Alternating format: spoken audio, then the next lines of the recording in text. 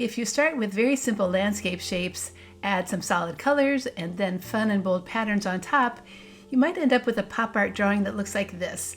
Follow along with me and I'll show you how easy it is to do. Hi, my name's Kathy, and I've been teaching kids how to draw for over 20 years now.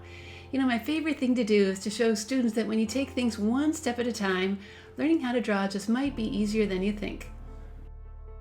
The supplies you need for this project are drawing paper, pencil, a thick black marker, and a good set of colored markers, preferably with thick tips for easy coloring.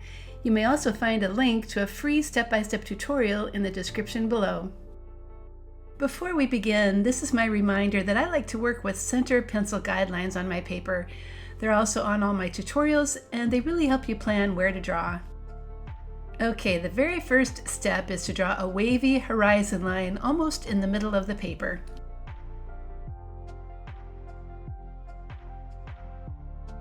After that, another wavy line is added below. Just a little wave is fine. Draw a very simple house shape on the left with two lines and a triangle on top. Then some trees are added. I'm starting with a simple trunk kind of in the middle of the paper, and another one to the right. Now we can add some big fluffy tree shapes, starting with a large one coming out of the left corner, and smaller shapes around those tree trunks, with just a few big scallop shapes. The bottom foreground gets some large flowers added to it. Start with just the tops. You can make some different if you want. Just keep them big and very simple. When the left half is done, then continue adding more flowers on the right with just the tops of the flowers and the leaves. Remember, these are still big and simple. Okay, so that's all we need for this very simple landscape drawing. So it's time to get out that thick black marker and start tracing all of those lines. When the tracing is done, then get out that eraser for any pencil lines that are still showing. Now comes the part where some careful marker coloring is called for. I'm starting with the largest area, the green grass, and carefully filling it in with long, slow strokes. This is what is going to make the most even marker color, and it may look like a slow process, but it actually works just as fast as if you were randomly coloring in all directions. And it looks so much neater when you're done. The same needs to happen for the blue sky. Start on one side and slowly make strokes that are just barely touching each other with no white spots in between.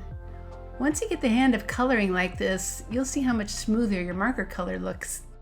Next come the brown tree trunks, but I suppose you could fill them in with any color you want since we're not making a realistic drawing. I'm going to make this tree yellow. You know, those thick black outlines really help to hide any wobbles that might happen. Now for a red tree, and a red rooftop, and a red tulip. I'm going to use a little orange for that house color. Some pink for the flowers. And dark green for the flower leaves. For some extra color, I'm going to fill in that tree shape on the left, a dark purple. Alright, now that all of our shapes have a solid color filled in, we can start to go back and add some fun patterns on top. I'm going to start by adding large orange stripes to my yellow tree.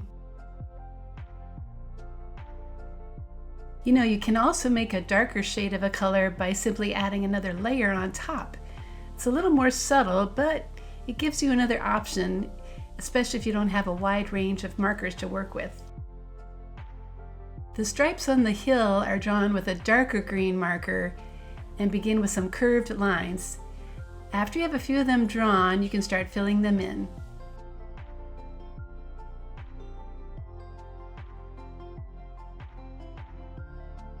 Continue adding more curved lines and filling them in. I recommend just adding stripes to this area and leaving the flowers alone so they can still stand out. And last but not least are those large dots in the sky. Draw them first as big circles. I'm using a dark blue marker, and then I'm going to go back and fill them in when I'm done.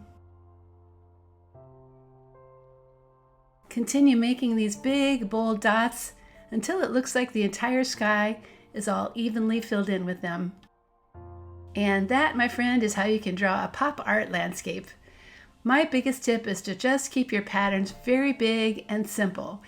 It makes everything look rather playful, which I think is what pop artists were trying to create in the first place. When you visit my website, Art Projects for Kids, you'll find more art history projects, including one for pop art figures and a pop art heart. Over the years, I'm happy to say my website has helped millions of kids learn how to draw. I hope you enjoyed this lesson, and if you are watching this on YouTube, please remember to like and subscribe to this channel. It helps you get notified when I post a new video.